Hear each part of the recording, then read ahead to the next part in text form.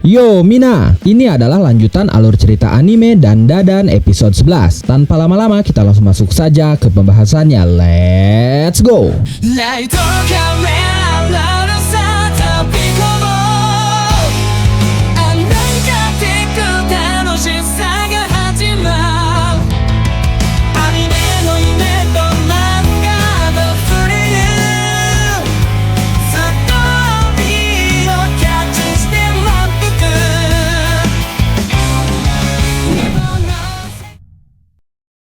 Di episode 10 sebelumnya, teman masa kecil Momo yaitu Jiji tiba-tiba muncul di hadapan Momo. Okarun yang melihatnya merasa cemburu karena menurutnya Jiji orang yang keren, terlihat seperti atlet, orang yang tulus dan juga tangguh. Tapi setelah berlaga keren, tiba-tiba Jiji mengeluarkan ekspresi kocaknya sambil berkata, "Momo, kau manis kali. Gaya menirumu yang sangat payah itu bagiku sangat berharga Momo." Momo, Okarun dan Aira seketika ilfil melihatnya. Bahkan Jiji mengajak Momo berpelukan karena mereka sudah lama tidak bertemu.